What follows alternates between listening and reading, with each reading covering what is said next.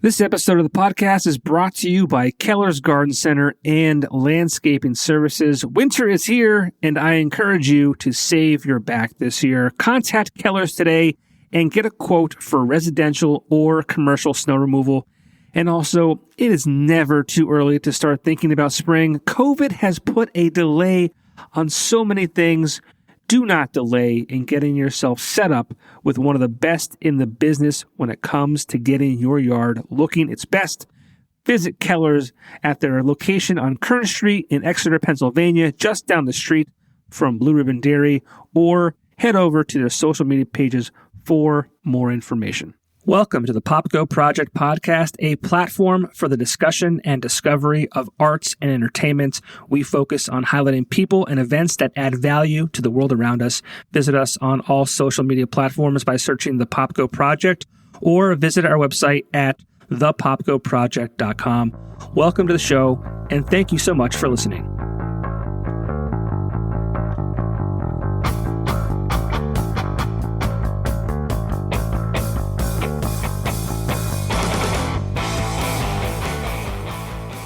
And we're live.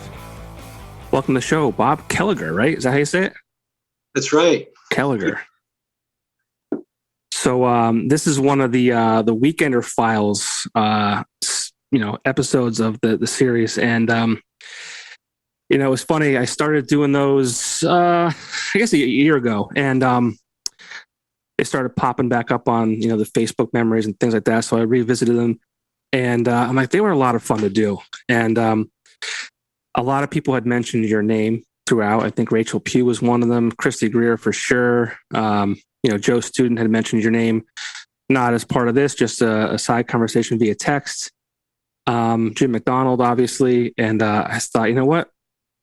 I don't know Bob Kellagher, but I believe you were part of the start of the Weekender. Right.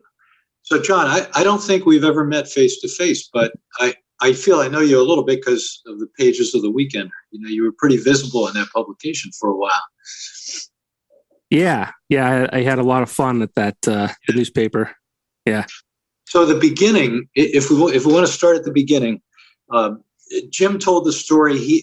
I tell it a slightly different way. And they say that at my age, memory is the second thing to go. Okay. What's the first? Think about it. I'll send you a text. All right. All right. So I was marketing VP. I joined the Times Leader in 1983, which was the dark days of the Times Leader. If you ever were able to go back and look at our market share, we didn't have any. Yeah. So I came in as a circulation executive and put some marketing programs in place. And we became the fastest growing newspaper in the country from 1983 to 1986. And along the way, got the circulation lead from the Citizen's Voice, which was really, the way I tell it, that was the first peg in winning the market for the company. And then in 1986, I moved over to the advertising department. And Rich Connor actually made me manage both the advertising and circulation departments. He said he couldn't take me out of circulation entirely. But the challenges actually weren't as steep on the advertising side because they were already off to a good start. What we had to do was solidify. We had some weak categories in terms of market share. We had to shore those up. We had to improve the staff, the professionalism, and really kind of take it to the next level in terms of advertising share dominance. So we did that from 1986 to about 1993, and I was getting a little bored at that point. We really had a good position in the market. It was still very competitive, lots of fun on a day-to-day basis. But two things came along in 1993. One was Jim McDonald and the internet, and the other one was the internet, Jim McDonald and the Weekender. So the Weekender, here's my story about the Weekender. I'm going around the market and I'm seeing this little newspaper pop up, and it's called the Weekender. And I didn't know what it was. I didn't understand it. It didn't have much in the way of editorial, but I used to take a copy of it into our staff meetings with Dale Duncan, the publisher, and I would say, guys, this thing gets better with every issue. You can see it getting to be a real publication. And then along the way, I was out at the grotto in Harvey's Lake, and I bumped into a kid who was delivering weekenders to the restaurant. And I stopped him and said, can you tell me a little bit about this? What is this weekender? And he said, well, my name's Jim McDonald, and it's my paper. I started it up, and we're having a lot of fun with it. And he gave me, in Jim's own way, he promoted the publication. And I said, man, it's a cool story. Good luck with it. And I went into the next staff meeting and said, we really have a problem. Because I think this kid's really got something on the ball. And he doesn't have much in the way of resources, but he still keeps making this thing better and better. Fast forward, suddenly the weekender disappears. It just stops coming out. And I said, oh, this is great. This is good. This is a good thing for us. And a couple months later, I bumped into McDonald. I was the Times Leader executive he met on Public Square. And he was wearing a suit and tie, and he was selling insurance. He left that part out. And I remember I looked at him and I said, dude, you cannot sell insurance. We can't have this. So I went back and talked to Dale Duncan and said, look, this kid's loose now, and I think he's a real talent. And the funny thing he told me about the Weekender, I said, I always wondered, why did you do it every other week? It was called the Weekender. Why didn't you do it every week? And he said, well, I was losing a little money on it, and I could only afford to do it every other week, which is really interesting from a business standpoint. So Dale blessed it, and I called McDonald and said, look, what would you think? This is a totally different from your direction, but what would you think if you had a media company behind you to do some of the things that you really don't enjoy, like billing and ad production and those things? And what if you had our resources, but we let you do your thing with the Weekender? And he said that would be a dream come true. So the next day we met in my office. I handed him a $1 bill and made him scribble out an agreement because I didn't want any problems later on about ownership.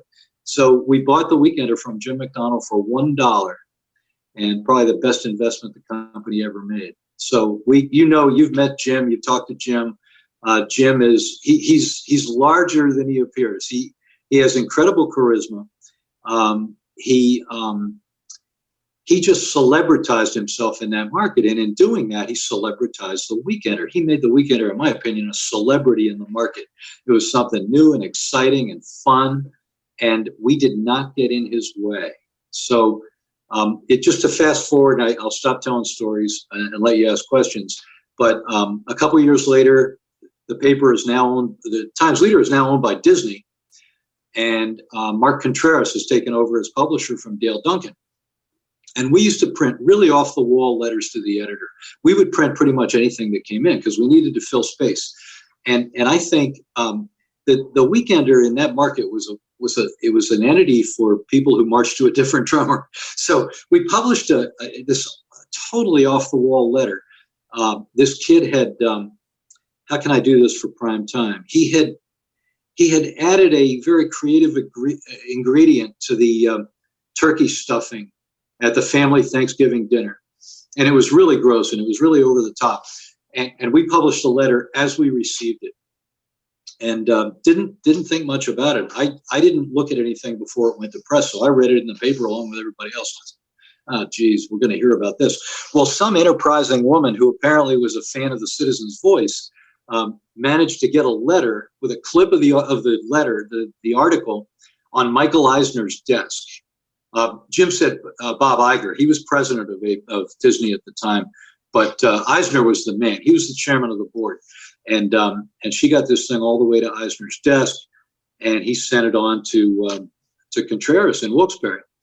And Mark started in the typical corporate stuff. He said we're gonna have to change things. We're gonna have to review letters to the editor in advance. I want you to print an apology, and I said stop. I said, I've got something to do. I'll be back shortly as soon as I finish. And he said, what do you have to do? And I said, I'm going to go close down the Weekender, because the direction we're going here in this conversation, that's not the Weekender. And if we do that at this point in time, the product will fail. We can't do it. It'll be different. It won't be the same thing. And he said, hang on, don't do that. He said, let me just give this some thought. So he came back a day or two later, to his credit, and he said, look, I hear what you're saying. They're not firing us at this point, so go ahead and do your thing. But would you please look at the articles, look at the content that's going in the Weekender before it publishes? So I agreed to do that. I had to stay up late for a while, and I did it for a while and then stopped doing it. But that's a story that really maybe hasn't been told until right now, because I just didn't want to freak people out at the time with how close we came to closing it down. Yeah, well, I had no idea like how important you were, as far as you kind of found Jim and Jim found you by almost like by fate. That's an interesting, and it's funny that you guys exchange $1. What an investment! What a ROI, as they call it. Became quite profitable, and we didn't really anticipate that in the beginning. This was not part of any grand plan on my part, but as we started to formulate the Weekender and build out the distribution system and really start to get ready to do it, it occurred to me that it might be a brilliant competitive move in the war between the Times Leader and the Citizen's Voice, because in 1993, the Citizen's Voice still had an incredible stronghold with bar and club advertising, bar, club, and restaurant advertising, and also automotive advertising. They had 95%. John, this is incredible, because the Times Leader had become the dominant paper, but the other paper had 95% of all the advertising lineage for bars, clubs, and restaurants. Isn't that amazing?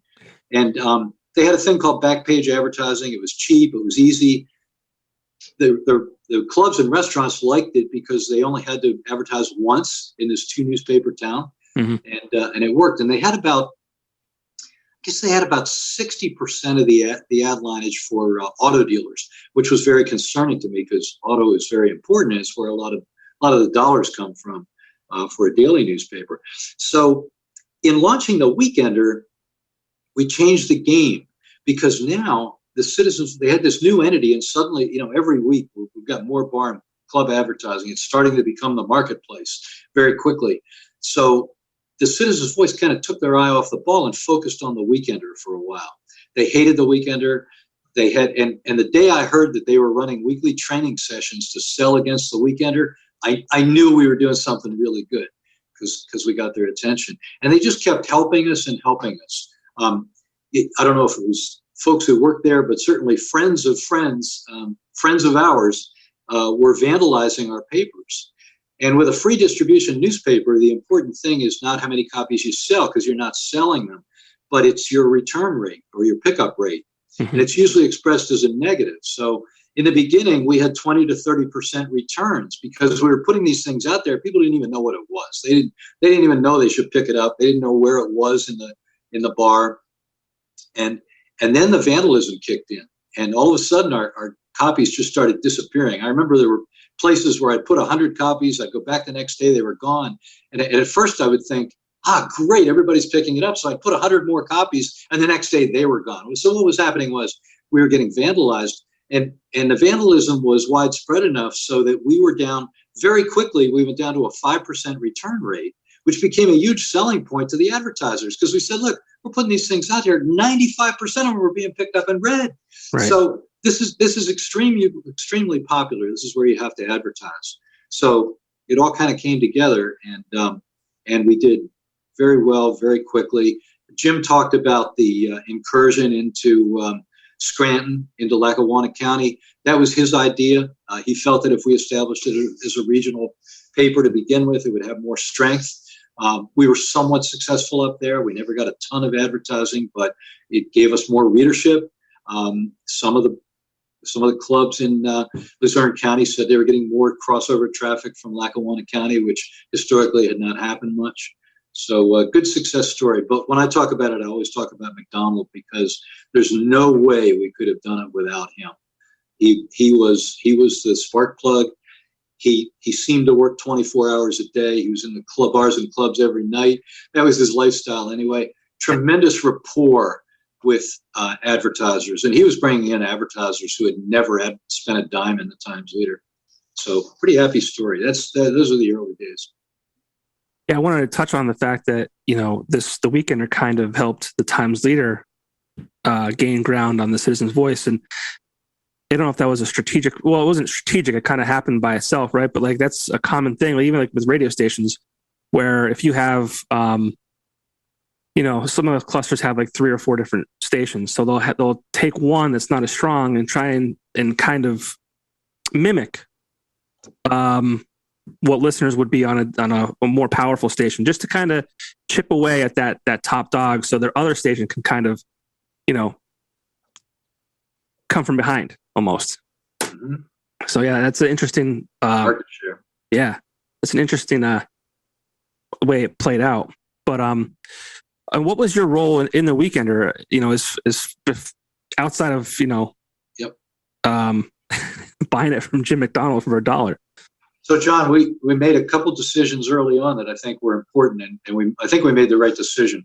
One was that Duncan encouraged me to install myself as the publisher of the Weekender. So if you go back to those early issues, the first year or two, it'll say Bob Kellagher, publisher, right at the top of the masthead.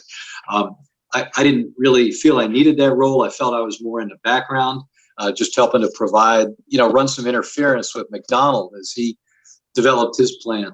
But so I was publisher. The other key decision was to not mention, and I had to fight for this one, we did not mention the parent company or the Times Leader anywhere on the pages of the Weekender. Very conscious decision. Jim had a way of demanding things without demanding them, but he felt that was going to be really important. And I don't know if it really mattered in the end, but because everybody came to know that it was an arm of the Times Leader in a sense. But I think psychologically the separation was important to him. Really, we promised him he'd get to do his own thing. He wanted to make sure he did, and that was one of the ways we did it. As publisher, I had some really menial tasks. My background was heavily in newspaper circulation, so I had the skills to go out and set up a distribution system very quickly. And I remember it was so much fun because I was getting a little bored with Times Leader stuff at that point in time, and now I was out just driving around the market all day, every day, and talking to retailers and talking to restaurant owners, and trying to convince them that we should have our paper in their place of business. And I remember one day I came back and I'd been out on the road for about 6 hours, and McDonald said, "Man, you really look beat up." I said, "Yeah, I'm talking to these people and we don't have anything to show them. I'm just talking. It's just words, And he said, "Well, what do you tell them?" And I kind of ran through it for him, and he said, "Bob," he said, "just tell them it's an arts and entertainment magazine." and that was magic because he knew, I was using words like alternative and I was being a little too descriptive. And when we said it was an arts and entertainment magazine, who can argue with that? That's a good thing for the community. So we put it in there. Once we got started, I remember we had, there was a tire shop in Kingston, and Jim, we couldn't get carriers in the beginning. So Jim and I were always out delivering thousands of these things. And he would do the Kingston route in the first weeks. And he would go in there, and these 3 guys would run out when they would see his car. They would run out and take the Weekenders from him, and they would rip open copies, and they would give him a thumbs up or a thumbs down on the model of the week. Sure. And there was another thing that very early on, that anecdote told us we were onto something. That these people would stop putting the tires on the cars and run out to get the copy of the Weekender. The other informal pull that Jim and I relied on was, the paper would hit the streets on Wednesday, and Jim and I would always go to lunch on Thursday, and we would go to one of the lunch places downtown where the tables were close together, so we could kind of overhear what people were saying. And if they were talking about the Weekender, and basically what we would hear is, "Did you see what they printed this week?" And if we heard that, we knew we were doing well. And if they were talking about sports, we knew that we had to up our game a little bit the next week to get people's attention. So in the beginning, the MO of the Weekender was shock value. We did, if you go back and go through, I wanted to do it this week, but my copies are at my mother's house in Levittown in the attic, and I didn't get there. But if you go back and look through the early issues, you will see full frontal nudity several times in the first year. You will see a model of the week who was dressed only in her pet boa constrictor. Think about that. Yeah. and you will see the F-bomb liberally used throughout many of the issues. So we didn't back off on that, and a lot of it we would question ourselves sometimes, and we knew that we were doing it for shock value, because if we didn't get the shock value, people weren't going to be buzzing about it on Thursday at the lunch tables, and people weren't going to be picking it up off the free distribution points. We knew we had to do risky things to just drive this train in the beginning. I think that happens a lot with, startups, where you push the envelope and you have to do that in order to get people talking, like you just said. When obviously that didn't last forever. When did that kind of slow down? Well, McDonald, I believe, I think you've got the history. McDonald left in '96. And I think Tom Oberzoot took over for him as general manager. And he turned out to be a great ad manager, ad salesman. But his background was daily newspaper editorial. He came out of the business department of the Times-Leader. So just a little more, and then Sarah Starr was in there. I forget if it was Tom and then Sarah, or Sarah and then Tom.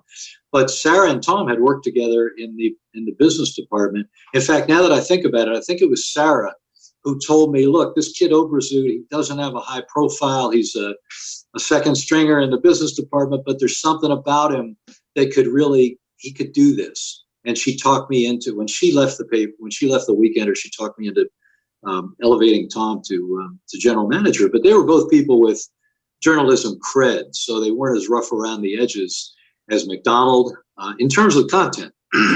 McDonald, and the first editor we plucked out of the promotion department of the Times-Leader.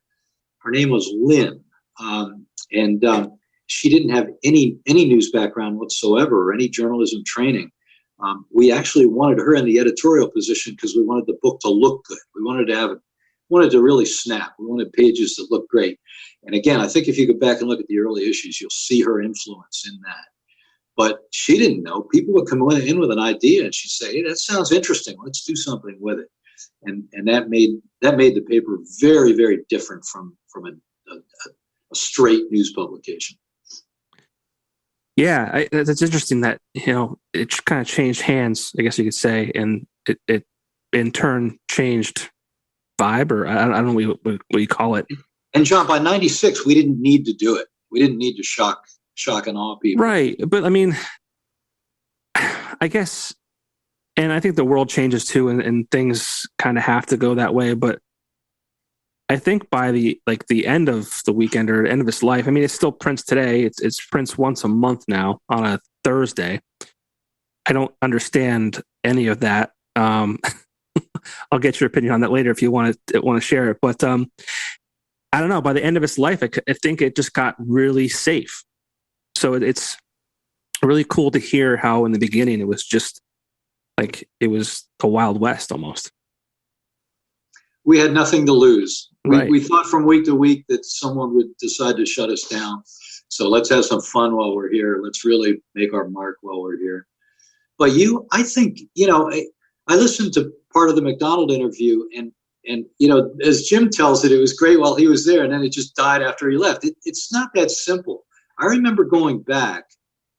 This was perhaps I was in Philadelphia now, and thinking about starting Philly Edge. I hadn't been back to Wilkes-Barre in a while, and I went back, and I think Rachel was running the show, and I think maybe you were the editor. And I went out and picked up a copy of the Weekender. I think it was a Valentine's Day edition, or maybe the Model of the Week edition, the Model of the Week party. Anyway, it was 88 pages. We used to do 32 pages back in the day. So this thing was like 88 pages. It was fat, yeah, and it was a high advertising percentage. So I think at that point you had probably doubled the profitability of the best of the McDonald years.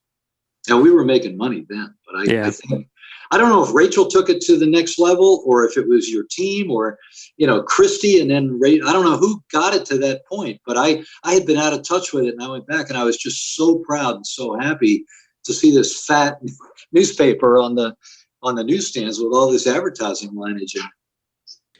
Yeah, for the record, I was never the editor. I started as an intern, and then I was in the marketing department, and then I was in sales, and then ad director, and then eventually the GM.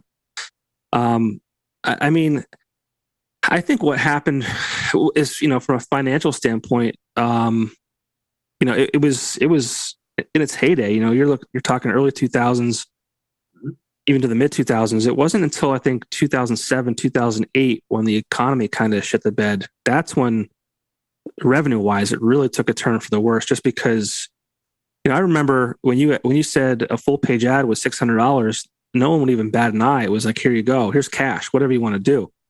We want to be in this. But when that happened in 07, 08, it turned into almost, it was people like named their price. People couldn't afford it. So we were scrambling and we were trying to get whatever we could. And, the $600, page ad turned into, okay, well, maybe it's $500 now. And here's some added value as well. It was a different scenario. It was like at one point we had the power, and then overnight we kind of lost it. So you really went full circle back to where we were in the beginning, because one of the hallmarks of Jim McDonald in building a business was he did not have rate card integrity.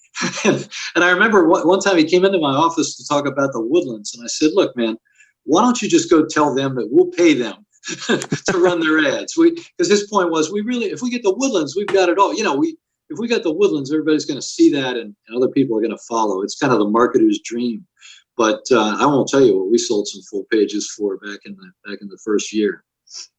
Well, yeah, I mean, at that point, yeah, you're just trying to build what you can.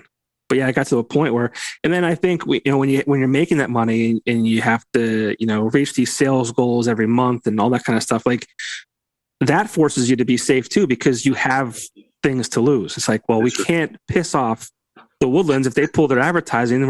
We just lost $50,000 a year. And that's right. You become more mainstream, whether you like it or not. Yeah, and that's always the kind of crappy thing about it. It's just like, it's part of the game, I guess.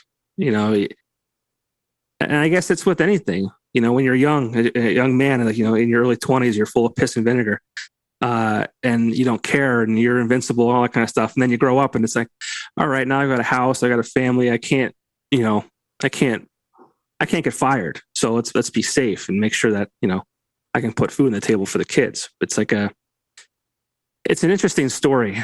Yep. But by the way, is Rachel Pugh really 50? No, not yet. I wasn't sure. I like to pick on her for being old.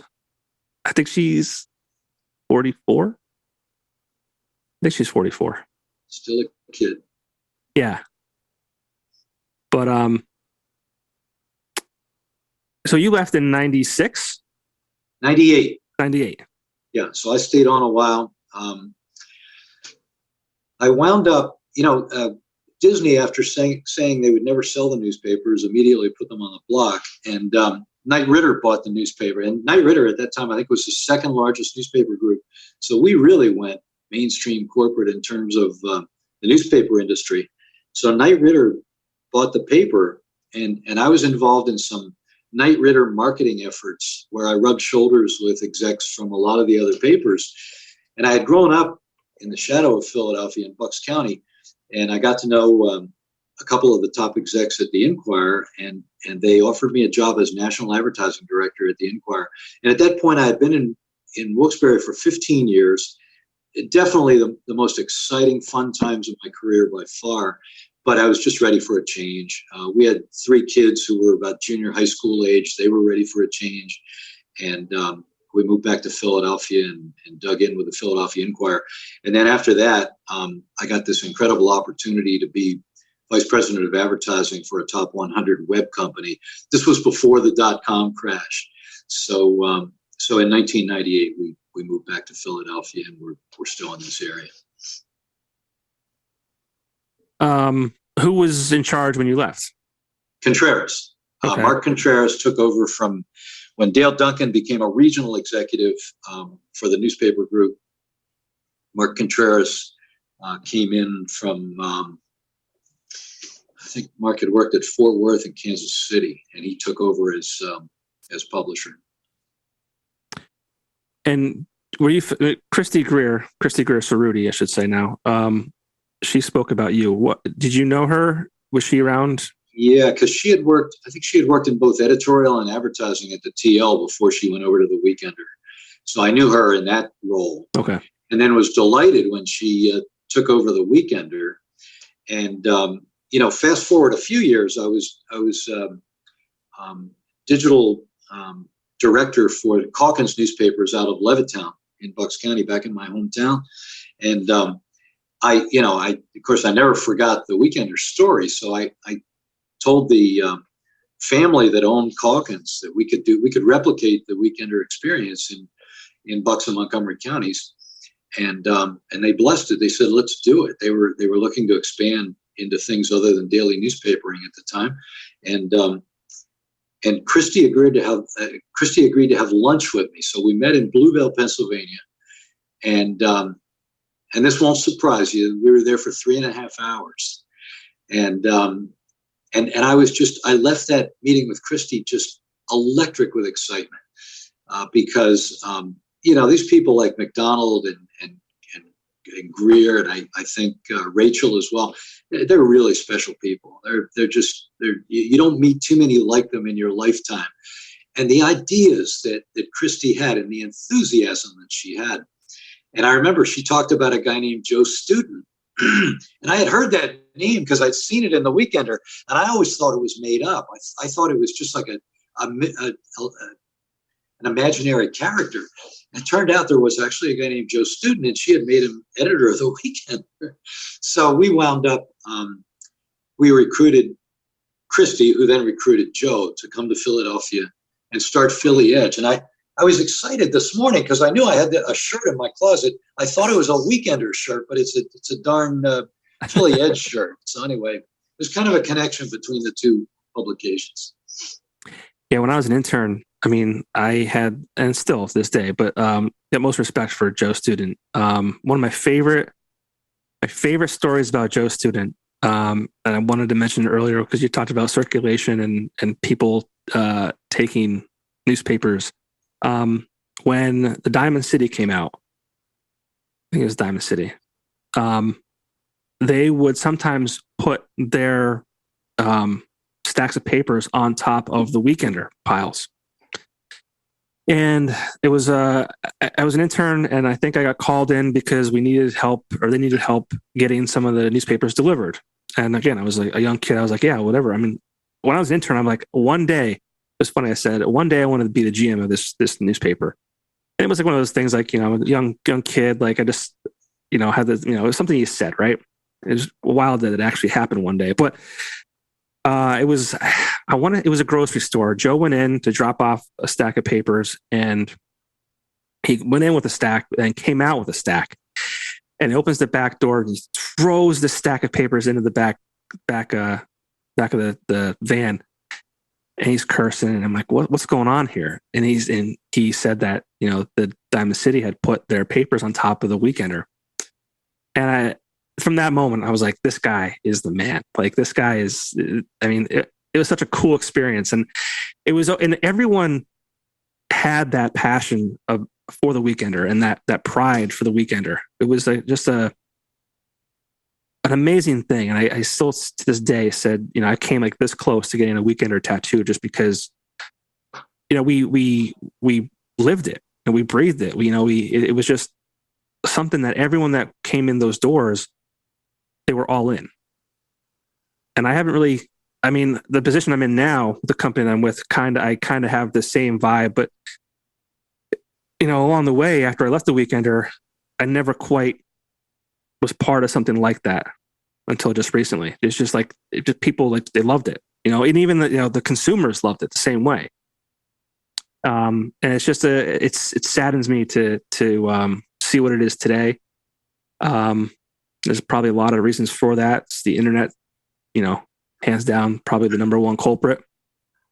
And we never figured out a way to, go digital, I guess you could say. I mean, we tried, there was different things we did. We tried like Weekender sessions, and we had a lot of online content, but when we tried selling that, people just still weren't sold on, what that was and why they should get on board with it. So on Christmas Day, 1993, I discovered the internet. Someone had given me a disc that I put into my computer, which was our family Christmas present that year. And by the end of the day, I was on the internet and had the epiphany of my life. Went in Monday morning, went into Duncan and said, there's this thing called the internet. And it's not only going to change newspaper publishing, it's going to change everything we do. It's going to change the way we live our lives. And it's going to be the most important invention of all times. And he said, I have no idea what you're talking about, but we should make, if it's that big, we should make an investment in it. So just, do a business plan, figure out, tell me what you want to do. So, so we did. We created LeaderNet, which was an internet company. It wasn't a website. It was an internet company. And we proclaimed ourselves to be the internet experts in northeastern Pennsylvania. And I remember in the first year, we built websites for advertising agencies in Luzerne and Lackawanna County, which even at the time I thought was insane because that was their business. They should have been all over that. They should have been building our website. But instead, they were coming to us because they just didn't know what to do with this thing called the internet. And this is a weekender story because what happened is, of course, I immediately, as we got things rolling, I said, we got to get the newspaper online. There's already a couple newspapers are already doing this. And they said, oh, it's slow down, man. Slow, typical publisher approach, slow down.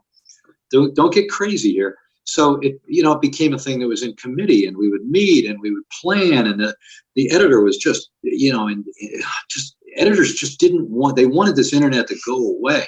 So meanwhile, McDonald came to me and said, we could be the first weekly newspaper in the country to go on the internet. And I said, well, it's not that easy. And he said, why not? We could do it. We could do it next week. And he convinced me to just do a ragtag website with some weekender content. And we proclaimed that we were the first weekly paper in the country to go online. I don't know if we were or we weren't, but we proclaimed it and no one challenged the claim.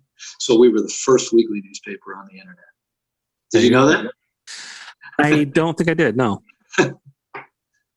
No, it's Jim, and I kind of said this same thing to Jim about, not getting enough support from, ownership about, they wanted you to sell digital, but they wouldn't, help you financially. And he kind of slapped me on the wrist and said, no, you just gotta do it. You gotta make it happen. Right. And I felt like a schmuck.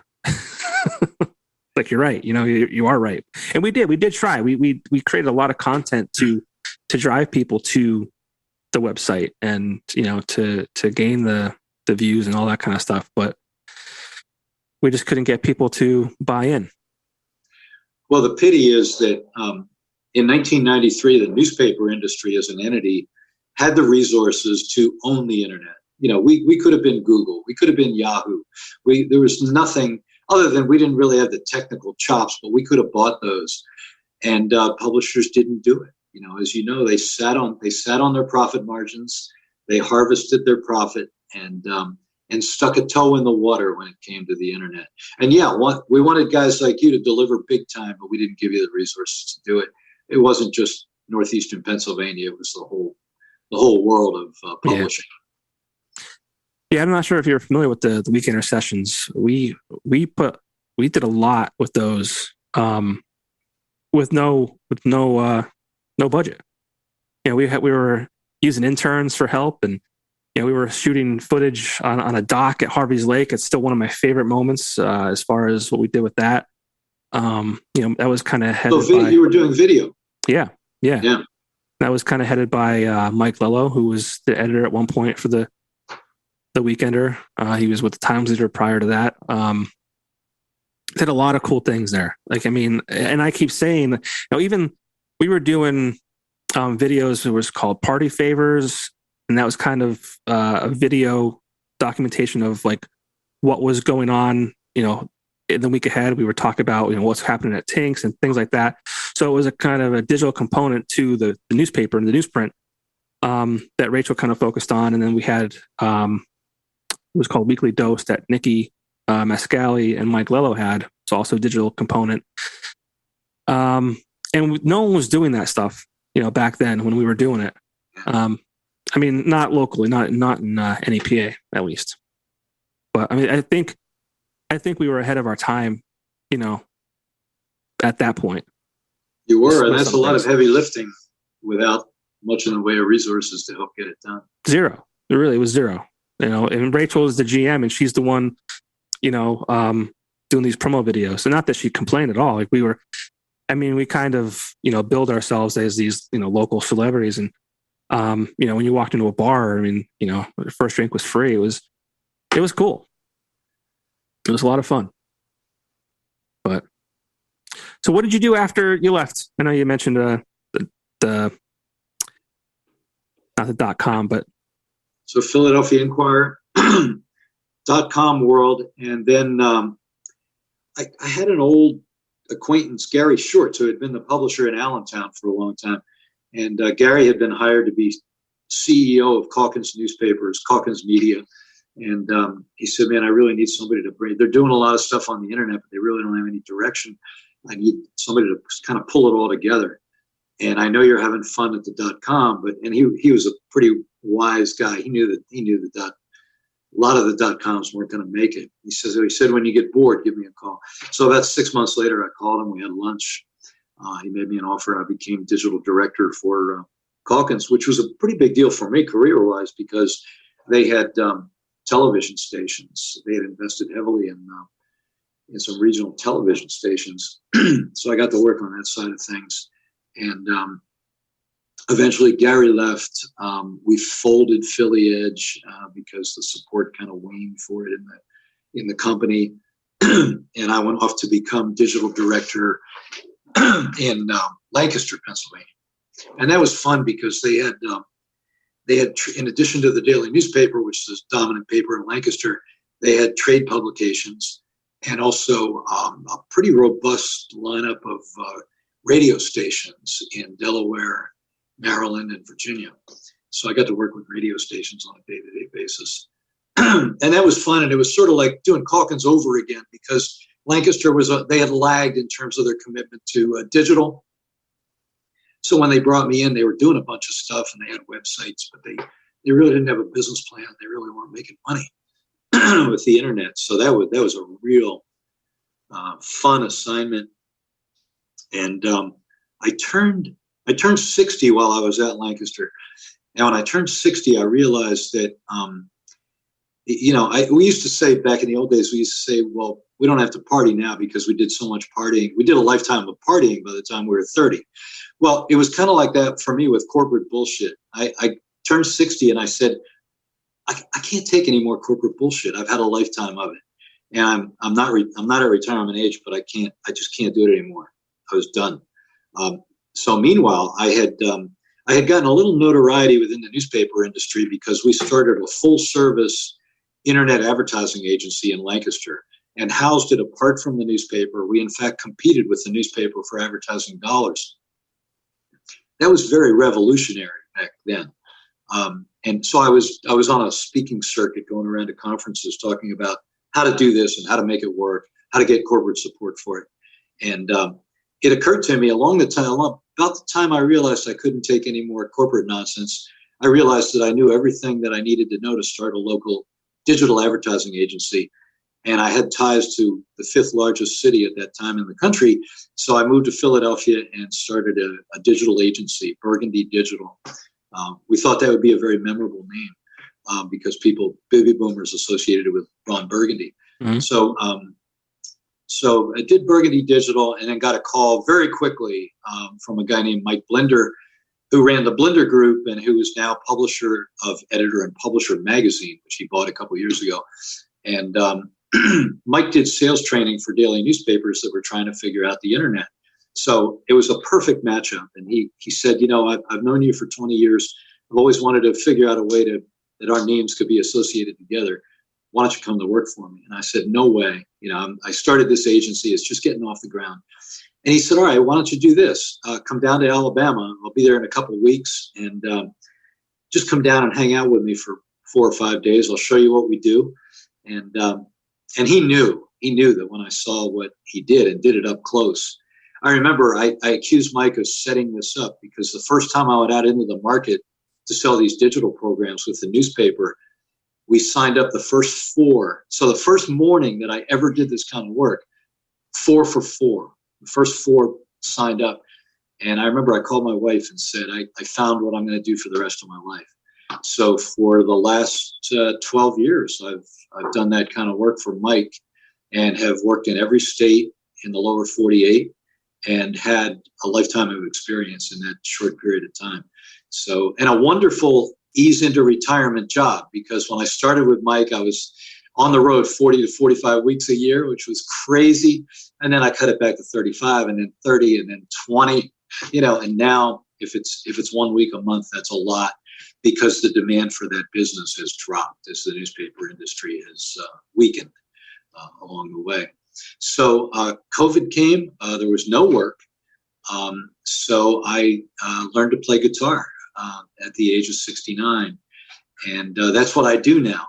I drive Uber because I grew up with a very strong work ethic, and I hate the idea of not doing something productive now and then. Sure. So with Uber, I have total flexibility. If I feel like driving today, I'll go out for a couple of hours. And if I don't feel like it, I'm retired today. But I've played guitar every day for the last 2 years. I've learned over 300 songs. I have a set list. Haven't done a paid gig yet, but I have done some free gigs at my mother's nursing home. And it's a whole new, for anybody who hasn't done this, whether you're 20 or 60, learn to play an instrument. It will expand your life immeasurably and bring you great joy, even if you never play in front of people. So, I was going to ask you, I saw your evangelizing, Bob. Yeah, your profile picture had a guitar with you. I was going to ask you about that. Yeah. Yeah. Well, it seems like you lived a successful life, and you're still rocking and rolling. Life's good. You too, man.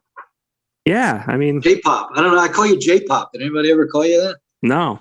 You ever decide to be a rapper? You're there. You got the name. J-pop. All right, I like that.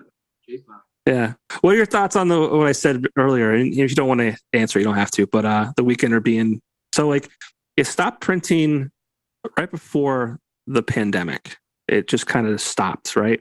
Yeah. And then obviously during the pandemic, it ceased to exist. They may have updated the website, once every month or whatever it was.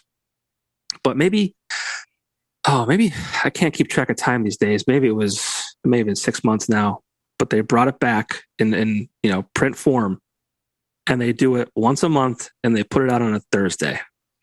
And when I saw that happen, and this is no disrespect to those that are there. I mean, I know they're trying their best, and I don't want to come off and seem like, I'm, poking fun, but I just don't understand it. Just let it die. John, the only thing I can assure you of is that we'll always have our memories. Yeah. They're not going to take that away. And everything happens for a reason, right? Has anyone jumped into the void? Anyone? No, it's not in a print format. I mean, there's NEPA Scene. Now, Rich Howells, he was the editor for me when I was the GM. He was released of his duties, I'll say, after I had already left, maybe 2 years after I left. There was a change in hands, and they asked him to leave, which was unfortunate. But he started the NEPA Scene, which is an online publication, so to speak. I gotta plug my computer in. My wife didn't. She was using this and didn't. Hold on 1 second. So for me, the interesting question is: Could you cruise into Northeast PA today and do something like the Weekender and be successful? I don't know the answer, but I'm sure other people have thought of it. We had things in the mix in those magic years that would be hard to replicate, and perhaps the most important thing was the sheer force of a Jim McDonald. Yeah, and I think if you look at the people that went after him, they're all. I mean, I could write a book about each of them, but McDonald was the guy who could go into the corporate boardroom and just blow everybody away and just not take no for an answer. He told the story about not being allowed to expand into Allentown. And that was really crushing for him because it was one of the only times in that whole story about the McDonald weekender when he had to accept no for an answer. So he usually wouldn't do it. He wouldn't accept no. And if you told him no, he'd come back in a week with a little bit different plan, a little bit more enthusiasm. So, where do you find that? I mean, there's not a lot of that around, Yeah. Yeah. I mean, he thinks that there's still like a place for it or something like it. But you're right. It might take a Jim McDonald to do something like that. I'm yeah. And if it's just a little startup with a couple people that wouldn't have it was important that Jim had the Times leader backing. It wouldn't have happened without that. We took all the stuff he hated to do. We had people to do. Yeah. We had people to do the billing and collections. He hated that. We had people to do the ad work, the ad production, the printing, so it would be tough to replicate that set of circumstances, I guess is what I'm saying. Yeah, it's a different world. I mean, the amount of venues, the amount of entertainment is, I think, far less than it used to be back then. Different world. Could you do model of the week now? That's what I was going to say. You mentioned earlier. After McDonald left, there we are. We've got a female general manager. The next thing we're doing nail of the week. Yeah. And we just laughed because we said, I'm sorry, but it's not going to have the sizzle. So, we did model of the week. That was another thing that, the competition helped us so much. We had a set of photos that came in one day, and McDonald said, you got to get over here and look at these. These are amazing. And this guy had photographed his girlfriend in a kind of a sports bra and a lycra shorts, just a wholesome young woman. And he photographed her in all these locations at the courthouse. And we didn't just print one picture, as I remember, we printed 4 or 5 of them because they were so good. And unbeknownst to us, one of the photos, she was in front of this monument. And the monument was from, there were like 14 guys who were on a troop train during the Korean War. And they were from northeastern Pennsylvania, and they all died. The train crashed and they died. So the citizen, now who knew, the citizen's voice, as focused on us as they were, figured this out. And they were writing page 3 stories for a week about the community being up in arms about this. What is into that even? I thought it was neat that she would be in front of the thing. I guess I just didn't get it. Either you get it or you don't. And they whipped people into a frenzy. And I remember how our take rate increased dramatically just in a couple of weeks, because now people who they didn't even know about the Weekender, now they had to see it because our competitor had made it such a big deal. Yeah. Yeah, you couldn't do model of the week now. And yeah, you wouldn't even do that. You would say, No. we're just a bar and club paper. Yeah. Nightlife paper. An arts and entertainment magazine. There you go. All right, before I let you go, favorite Weekender story or memory? Right. So I'm going to tell the first issue story accurately because those that have gone before me have left out some details. Okay. So, there was much thinking about what do we do? What's the content going to be in this thing? So they came to me a couple weeks ahead and said, we're all going to go skydiving. So I said, great, that sounds like fun. So this whole thing about high adventure was a thing. I remember corporate people saying, make it more about high adventure. So the staff went skydiving. And I don't remember what the photography, I don't remember who did it or what kind of equipment they had. The photos to this day are just mind-blowing because it's the Weekender staff one by one in free fall with this gorgeous blue sky. They had the most perfect day to do this. And it's this blue sky and these people with frantic looks on their faces, McDonald and Lynn. And so they brought this to me and they laid out all these photos and they said, isn't this great? And I said, this is fantastic. So this will be the cover. And they said, well, it might be. Yeah, we're thinking, we're not sure. That'll probably be a last minute decision. So what they weren't telling me was, because I think they thought there were some things I was just better off not knowing. They had been working on this in-depth story about students at the University of Scranton, a Catholic university, mind you, who were strippers at night to earn money to pay for their college education. This was a brilliant story. I didn't know anything about it. So they found this woman who agreed to be interviewed in depth, and she was the basis of the story. And the first Weekender comes off the presses, and I remember I was distributing it, and I look at this thing, and it's a picture of a stripper on the cover. And she was a quite attractive young woman, and she told a true story about this. Well, a couple things happened. Number one, her parents didn't know the story up until then. Number two, she was a dead ringer for a young woman. We had two account executives at the time. Jimmy was really the ad sales force. But we had two people who kind of ran after him and picked up the copy. And there was a very attractive young woman on our staff. And this woman was a dead ringer for it. So much so that when we published it, everyone assumed that it was a picture of our ad rep. Everyone, including her father. Oh, no. So her father virtually disowned her. This is not the stripper woman. This is our ad rep. Right. Her father disowned her, and we had to get involved. I think McDonald actually called her dad and walked him through it and said, it turned out to be an unfortunate thing. We didn't realize until we saw the picture how much it was going to look like your daughter, but it's not her, and she has no connection to it.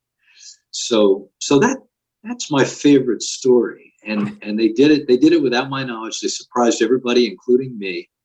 And I think what saved us from being shut down that very first week was, and I don't remember who wrote the story, but it was incredible. It was just an incredible story. You had to read it. You had to read every word of it. Great content. Great content is great content. And that kind of put us on the map.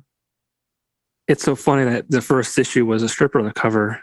We got kicked out of Turkey Hill in 2005 or 6 because of I don't even know I think it was a man's butt, and a woman had her hands around. I think that's what it was, or it was reversed. But I mean, it wasn't like there was like really no skin. It was just a butt, and it just was, kicked out of Turkey Hill. In '95, we were still running nudity because I covered. I decided when I was 12 years old I wanted a career in newspapers, but I had never written anything. And then with the Weekender, I got to not only do distribution, but got to write some stuff.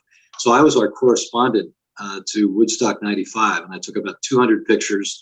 I had a cover. The Mud People from Woodstock 95 was the cover the following week, and we devoted a whole issue to Woodstock 95. But we had some of the Mud People pictures they were totally naked, and we didn't. By that time, I think people knew that that's what you were going to see in the Weekender. Yeah, it's interesting that things got tougher as time went on. Yeah, I mean, I didn't start reading the Weekender until 2001, I guess it was. I was 18. Yeah, 18.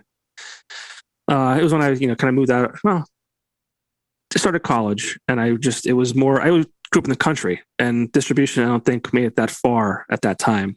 And if it did, I just didn't see it. But yeah, when I started college, I would see it because I was like more in town in Wilkes-Barre area and Kingston and things like that. And I remember reading it, and it was always great. And I remember just picking it up to see what bands were playing where, and just mad that I couldn't go to the bars to see them play. I wasn't 21 yet. But yeah, when I started as an intern, I was like, "This is I'm in. Like, I need to work here when I'm done." When you came aboard, did they still run the band schedules as free content? That was very controversial in the beginning. Well, we had it's called Coors Live. Was that we had pages and pages of just listings of who was playing where, and it was free content. It wasn't paid. It was very controversial because the folks, the Times leader wags said, well, that's free advertising. Mm-hmm. And McDonald very intelligently said, okay, but if we're running your basic entertainment listing in our paper every week, don't you think you're more likely to do some paid ads with us? He turned out to be right. Yeah.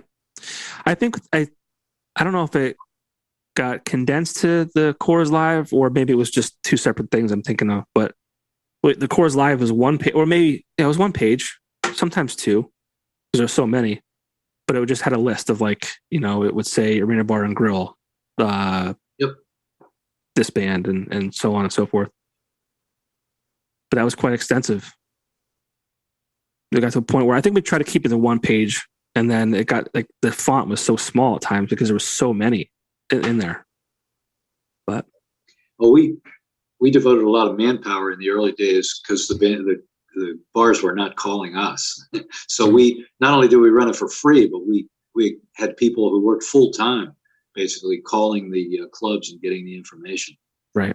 It was a very controversial part of our early marketing plan, but I think it worked out. It paid off in the end. I think so too. Well, I'm glad you had fun at the Weekender. I'm glad I got to see you face to face. This is how we opened Christmas presents in our family because we had a family member with COVID this year. Oh, really? No one was even able to be in the same room. Yeah, that's. And we found out it works pretty well. Yeah. It's the next best thing to live. Yeah. Well, I'm glad you opened up your wallet and took that $1 out and gave it to Jim. That's a good move. Talk about ROI. You bet. Well, thanks for your time. I appreciate it. Appreciate the stories, and I appreciate the timeline of all of it. It's this has been a lot of fun, and I'm. Well, thank you. Thanks for doing this. It's brought back so many memories for me listening to some of the earlier interviews. Yeah, I mean, and no offense, I never, outside of Christy mentioning you and Joe, I was like, who's this Bob guy? Different eras. It's amazing how that works. It's just kind of like it's these segments of time that it's this group, it's that group, so it's nice to be able to kind of honor those who kind of started it. So thank you very much. Thank you. Great. And take care and stay safe, and maybe I'll see you around sometime. Hope so. All right, sounds good. Well, J-Pop. Keep up the good work. Thank you.